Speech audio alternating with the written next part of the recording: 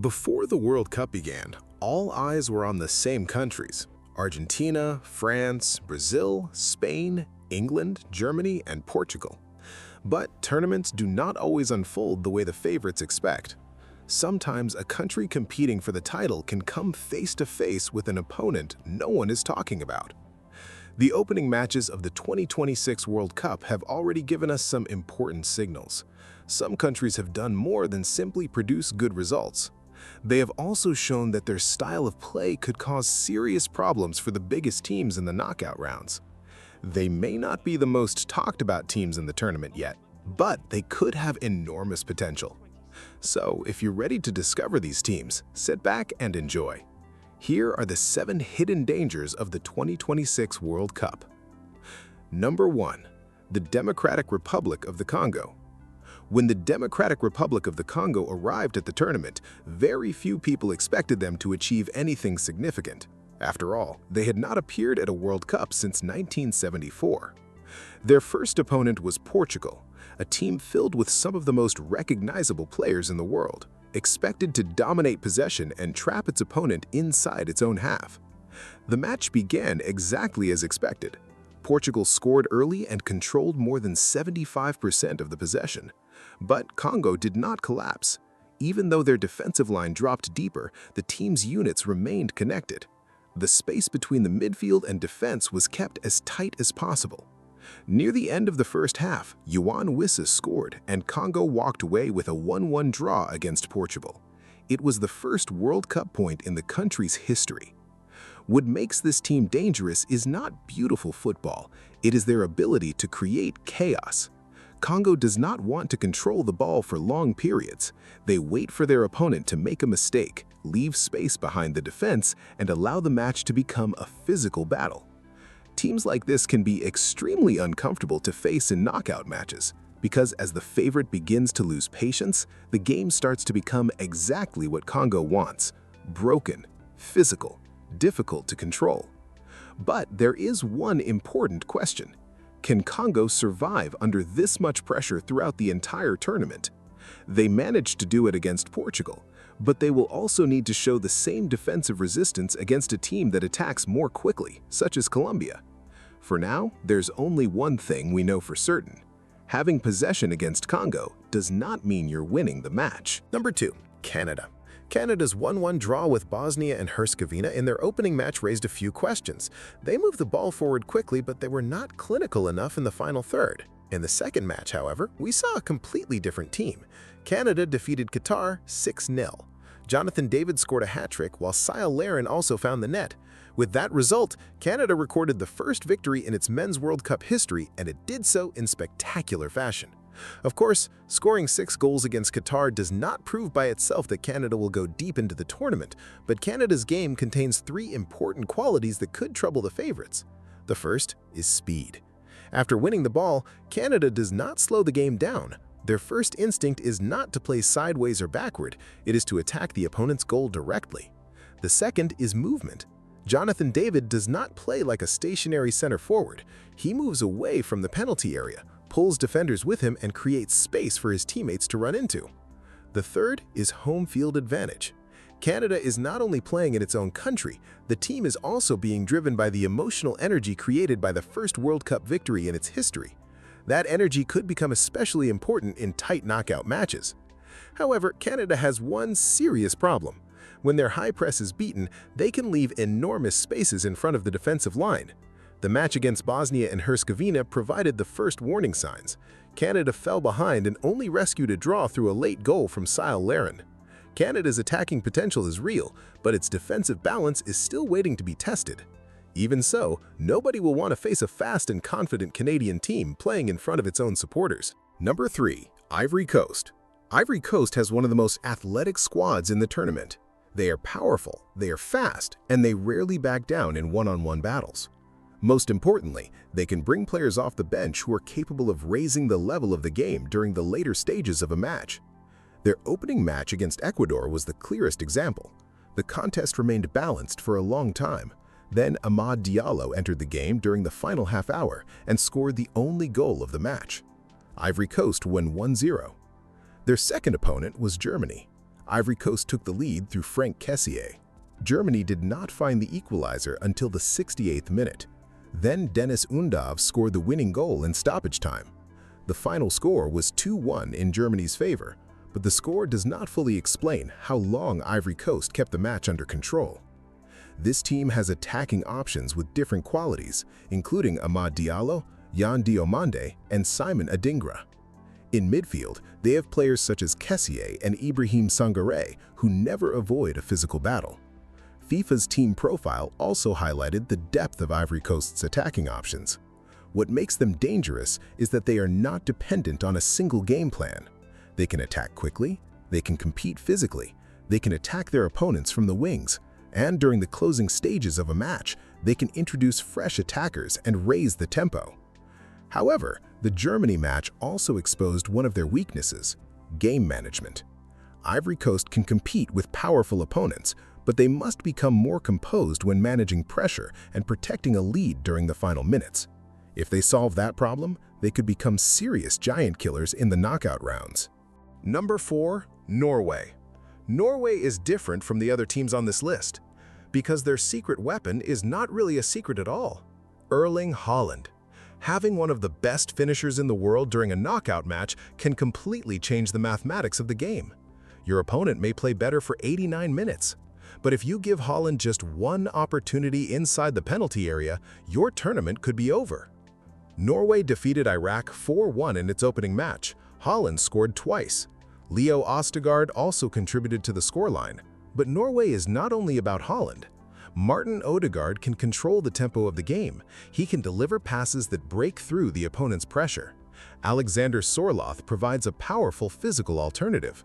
And in defense, Norway has players such as Østigård who are extremely effective in the air. Norway's attacking performance during World Cup qualifying was not an accident either. During the qualifying campaign, they defeated Moldova 11-1 and beat Italy 4-1 away from home. The danger of this team is very clear. If the opposing defense steps forward, Haaland attacks the space behind it.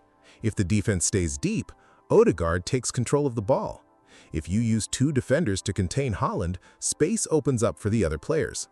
However, it is still too early to reach a final conclusion about Norway. The victory over Iraq was impressive, but the matches against France and Senegal will provide much more serious tests of their midfield resistance, defensive quality, and ability to build attacks under pressure. Norway may not be the most balanced team in the tournament, but they have attacking weapons capable of beating anyone in a single match, and in the knockout rounds, sometimes that's all you need. Number 5. Colombia. Colombia's return to the World Cup stage was anything but quiet. They defeated Uzbekistan 3-1 in their opening match. Daniel Muñoz scored the first goal, Luis Diaz added the second, and Jamington Campaz completed the scoreline in stoppage time. But the result of the opening match is not the only reason Colombia is a hidden danger. This team has several attacking pieces that complement one another. James Rodriguez can slow the game down and find the right pass. Luis Diaz can completely change the speed of a match within seconds. Daniel Muñoz constantly attacks the penalty area from the right side. And Richard Rios adds energy and physical resistance to the midfield. In its pre-tournament assessment, FIFA noted that the team was led by Luis Diaz and James Rodriguez. It also pointed out that a large part of the current squad came from the core that reached the 2024 Copa America final. Colombia's greatest advantage is its ability to threaten opponents in different ways. They have Luis Diaz in transition. They have James and his passing quality against organized defenses. They have a physical threat from set pieces. They have attacking support from the fullbacks. And the powerful support of Colombian fans across North America could also transform the atmosphere inside the stadiums. However, when Colombia loses its balance, gaps can appear during defensive transitions. They can leave large spaces behind the midfield, especially when both fullbacks move forward at the same time. We will see their true level against a team such as Portugal, which has the quality to exploit those spaces. But the early signs are clear. Colombia did not come to this tournament simply to escape the group stage. With the right matchups, this squad could dream of going beyond the quarterfinals. Number 6. Morocco. It may no longer be accurate to describe Morocco as a surprise team. They reached the semifinals of the 2022 World Cup. They eliminated Spain and Portugal from the tournament. 4 years later, nobody is completely underestimating them. But when the main championship favorites are discussed, Morocco's name is still not mentioned as loudly as Brazil, Argentina, France, England, or Spain. And that is exactly what makes them dangerous. Morocco drew 1-1 with Brazil in its opening match. Ismail Saibari gave his team the lead. Vinicius Jr. scored the equalizer for Brazil. Morocco did not simply defend during this match. They competed with Brazil at the same physical, technical, and tactical level. In their second match, they defeated Scotland 1-0. Once again, the goal came from Saibari. That result gave Morocco 4 points from its opening 2 matches and left the team level with Brazil at the top of the group.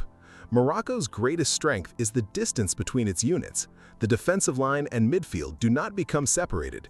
They make it difficult for opponents to progress through the center, and when they win possession, they do not waste time slowly establishing their shape. They attack directly. Akram Hakimi's athleticism, Sofiane Amrabat's resistance in midfield, and Saibari's runs into the penalty area make this system extremely dangerous. Saibari scoring in consecutive matches against Brazil and Scotland also proved that Morocco is not dependent only on its established stars. Morocco's weakness could appear when they are forced to build the game themselves.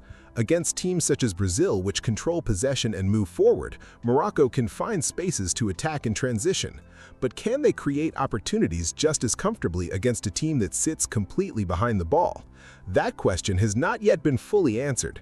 Even so, the truth is very simple for the biggest teams. Morocco is no longer a surprise. They are a proven tournament team, and facing them could be one of the most difficult matchups at the World Cup. Number 7. Japan. At number 1 on the list is Japan, because so far in this tournament they may be the most impressive non-favorite to simultaneously demonstrate resistance against a powerful opponent, the ability to recover after falling behind, attacking variety, and squad depth. They faced the Netherlands in their opening match. They fell behind twice, they came back twice, and they left the field with a 2-2 draw. FIFA's match analysis also emphasized that Japan came from behind twice to earn a point against the Netherlands. In their second match, they defeated Tunisia 4-0. That gave Japan 6 goals and 4 points from its first 2 matches, leaving the team level with the Netherlands at the top of the group. What makes Japan special is that they are not dependent on a single star player. Their attackers constantly switch positions, the fullbacks move forward at the right moments, the midfield can escape pressure through short passing combinations, and when possession is lost, the entire team reacts extremely quickly. The fact that Japan has reached this level despite Kaoru Mitoma missing the squad through injury shows how much its player pool has developed. Takefusa Kubo has taken on a more central creative role in the team's attack. Japan's success against major teams is not something new. At the 2022 World Cup, they defeated Germany and Spain. They became the first country outside the 3 host nations to qualify for the 2026 World Cup, and they secured qualification with 3 matches remaining. But this version of Japan looks more confident than it did 4 years ago. They no longer wait only for counterattacking opportunities. They can control possession, they can press opponents high up the field, they can switch between different tactical structures during a match, and most importantly, they do not abandon their plan after falling behind. Of course, they also have weaknesses. Physically powerful and direct opponents could trouble Japan in aerial battles. Set pieces and long passes played behind the defensive line remain potential risks. But if one of the favorites relies only on individual quality against Japan, it could make an enormous mistake, because Japan does not want to turn the match into chaos. Instead, they pull the game into their own structure, and before the opponent realizes what is happening, Japan takes control. That is why I believe Japan could be the biggest hidden danger at the 2026 World Cup. Having a strong squad is not enough to win the World Cup. You need to find the right matchups, you need to manage the pressure, and you need to take advantage of the moment when the favorites underestimate you. The Democratic Republic of Congo can pull its opponent into chaos. Canada can transform the tempo of a match through speed and home support. Ivory Coast can wear down the favorites with physical power and quality from the bench. Norway can change an entire match with a single pass to Haaland. Colombia can tear defenses apart with its attacking talent. Morocco already knows how to survive in major tournaments, and Japan is becoming a team that does not simply compete but controls the game. The chances of all these countries becoming genuine contenders to win the trophy may be low, but every one of them has enough quality to eliminate a favorite from the tournament. And if World Cup history has taught us one thing, it is this: the most dangerous opponents are not always the teams considered favorites.